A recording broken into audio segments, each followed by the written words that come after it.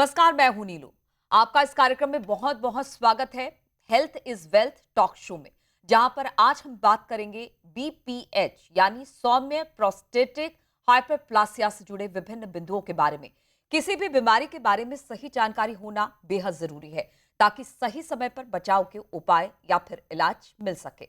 इस विषय पर बातचीत करने के लिए आज हमारे साथ जुड़ेंगे अलग अलग हॉस्पिटल से जाने माने डॉक्टर्स, जो बीपीएस से संबंधित जरूरी पहलुओं पर साझा करेंगे जरूरी जानकारियां। तो बातचीत करने के लिए हमारे साथ जुड़ चुके हैं चंदन हॉस्पिटल लखनऊ से urologist doctor Manmeet Singh, Pushpanjali hospital and research centre Agra से urologist doctor Dilip Mishra, PBS urology hospital Varanasi से urologist doctor Prashant Singh, Regency renal science and Regency hospital Kanpur से यूरोलॉजिस्ट डॉक्टर पीयूष त्रिपाठी। सबसे पहले आपसे जानना चाहेंगे डॉक्टर दिलीप मिश्रा कि प्रोस्टेट ग्रंथि क्या है और ये किस तरह काम करती है। साथ ही ये भी बताएं कि बीपीएच यानी सौम्य प्रोस्टेटिक हाइपरप्लासिया क्या है। प्रोस्टेट ग्रंथि जो पुरुषों में, सिर्फ पुरुषों में पाई जाती है, ये महिलाओं में नहीं पाई जाती है। तो इसका जब एनलार्जमेंट होता है, इस विषय पे हमें पूरी बात करनी है। तो पहले आते हैं हम कि प्रोस्टेट ग्लैंड क्या होती है। प्रोस्टेट ग्लैंड एक अखरोट के साइज की जो ग्रंथि होती है, वो हमारी पेशाब की थैली, जिसको भी हम यूरिनरी ब्लैडर कहते हैं, उसके नीचे स्थित है। और जो हमारी पेशाब की नली है, जो यूरेथ्रा बोलते हैं जिसको भी हम, वो इसके बीच से होते हुए बाहर को जाती है। और इसका काम होता है जो कि ये कुछ चीजें सेक्रीट करती है, जो कि हमारे सीमेन वीर्य को, स्पर्म को, उसको तैरने में या उसके पोषण में मदद करती है। तो ये इसका काम होता है और ये इसकी जो एनाटॉमिकल पोजीशन है बॉडी में, वो होती है ब्लैडर के एकदम नीचे। डॉक्टर प्रशांत सिंह, अब आपसे जानना चाहेंगे कि बीपीएच किन कारणों से हो सकता है और किस तरह से जटिलताओं का सामना करना पड़ सकता है। नॉर्मली अब हम लोग का जो एज एक्सपेक्टेंसी है इवन इंडिया में, वो 70 के ऊपर पहुंच जा चुकी है। और ये बढ़ती उम्र की बीमारी है। ये बढ़ते उम्र के साथ साथ ही ये पेशाब के रास्ते में रुकावट पैदा करना शुरू करती है। आजकल की जो लाइफस्टाइल प्रॉब्लम्स हैं, जैसे कि अल्कोहलिज्म है, जैसे कुछ लोगों को हाइपरटेंशन है, डायबिटीज है, कोलेस्ट्रॉल है, इस टाइप के भी जो लोग हैं, जो मरीज देखे जाते हैं, उनमें भी ये ज्यादा इसका इंसिडेंस पाया जाता है। कुछ कुछ जो फैमिलीज हैं उनमें बीपीएच कॉमन है, जैसे पिताजी को बीपीएच था अर्ली एज में, तो हो सकता है कि सन को भी बीपीएच हो जाए। और इस तरह से कुछ फैमिलीज में भी देखा गया है। एज सच कोई स्पेसिफिक कोई वैसा कारण नहीं है, बस बढ़ते उम्र के साथ साथ इसको ज्यादा कॉमनली पाया जाता है।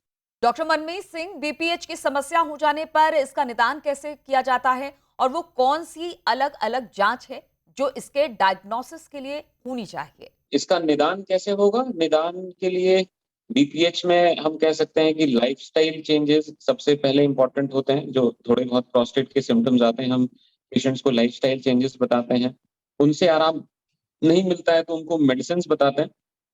और अगर मेडिसिन से भी आराम नहीं मिल जाता है तो रेयरली हम उनको सर्जरीज भी करनी पड़ती हैं। 5 years बैक हम लोग हर प्रोस्टेट केस में ऑपरेशन करना पड़ जाता था। आज के समय में क्योंकि दवाइयां इतनी अच्छी डेवलप हो चुकी हैं कि 80 to 90% ऑफ द केसेस को हम मेडिकली मैनेज कर सकते हैं। सो निदान के लिए यही तीनों ऑप्शंस हैं। इस समय मेडिसिन से ज्यादातर प्रोस्टेट ठीक हो जाते हैं। 10 से 20% पेशेंट्स जिनके कुछ स्पेसिफिक इंडिकेशंस हैं, जिनमें दवाइयां नहीं काम करती हैं, उनमें फिर हमें सर्जरी भी करनी पड़ती है। जो आपने दूसरा पार्ट था कि इसकी जांच कैसे होगी, इनकी जांच के लिए 2-3 तरीके हैं। सबसे कॉमनली तो अल्ट्रासाउंड है, जो कि हर जगह अवेलेबल है। अल्ट्रासाउंड से हम प्रोस्टेट के बारे में जानकारी ले सकते हैं कि प्रोस्टेट का वजन कितना है। उसके अलावा यूरोफ्लोमेट्री एक जांच होती है जो कि मोस्टली यूरोलॉजिस्ट क्लिनिक के ऑफिस में होती है, जिससे हम पेशाब की धार की गुणवत्ता जांच सकते हैं, जिससे हम प्रोस्टेट का ट्रीटमेंट और डिसाइड कर लेते हैं। डॉक्टर मनमीत सिंह, बीपीएच के मैनेजमेंट की बात की जाए तो आप विभिन्न उपचार के बारे में क्या कहेंगे। अगर हम उपचार के प्रक्रिया की बात करें तो जैसे इसको हम मेनली, जैसे मैंने बताया, मोस्ट ऑफ द पेशेंट्स को मेडिसिन से ट्रीट किया जा सकता है। तो जैसे मेडिसिन की कई वैरायटीज आती हैं, हम जिनको अल्फा ब्लॉकर्स कहते हैं।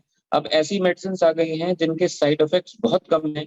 इसके अलावा वो पेशेंट्स, जैसे अब मैं अपने पेशेंट्स को बताता हूँ कि सिर्फ 4 या 5 इंडिकेशंस ऐसे हैं जिसमें आपको सर्जरी की जरूरत पड़ती है। जैसे आपका, अगर आपको दवाएं जो आप प्रोस्टेट के ले रहे हैं उससे आराम ना मिल रहा हो, आपको बॉदरसम सिम्टम्स हो, आपको एक बार आपका पेशाब रुक गया, आपको नली डालने के बाद पेशाब उतारा गया और अब नली निकालने के बाद आप पेशाब नहीं कर पाए, या आपके पेशाब की थैली में पथरी है, आपको किडनी में अपर ट्रैक चेंजेस मतलब किडनी में सूजन आ रही है, प्रोस्टेट की वजह से आपकी किडनी अफेक्ट हो रही है, आपका क्रिएटिनिन बढ़ रहा है।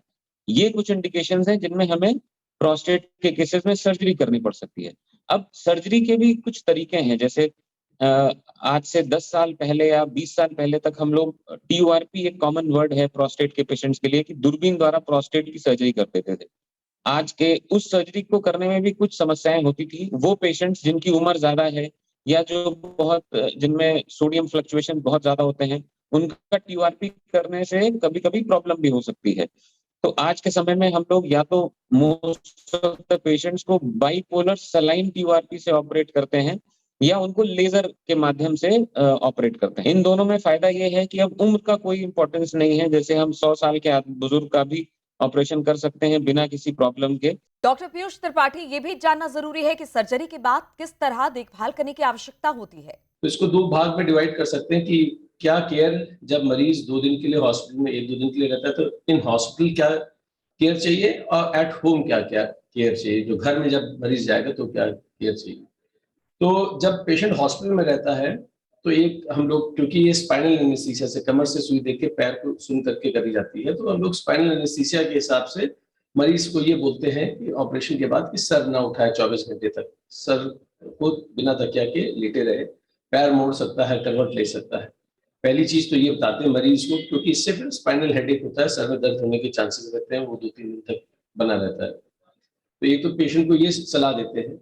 दूसरी ये देते हैं कि जो जब सर्जरी होती है तो पेशाब की थैली में जो कैथेटर नली पड़ी रहती है उसके थ्रू सलाइन का इरिगेशन होता है, पेशाब की थैली की सफाई होती है कि जो भी ब्लड बने वो निकल जाए, क्योंकि थोड़ी बहुत ब्लीडिंग रहती है वो उस अंदर जमे ना। तो वो इरिगेशन बहुत जरूरी है मरीज को, मरीज के साथ जो घर वाले होते हैं उनको भी, और स्टाफ को भी हम लोग बताते हैं कि ये इरिगेशन धीमे धीमे चलते रहना चाहिए कि पेशाब साफ आती रहे।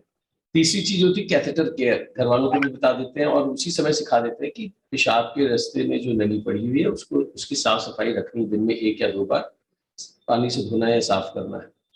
तीसरी चीज मरीज को बहुत इंपॉर्टेंट बताते हैं कि स्ट्रेन नहीं करना है, किसी भी तरीके से जोर नहीं लगाना है, जैसे कि कॉन्स्टिपेशन नहीं हो, अगर कॉन्स्टिपेशन है तो उसके लिए लैक्सेटिव या मोशन आसानी से पास हो जाए उसकी वैसी दवाइयां चालू करते हैं।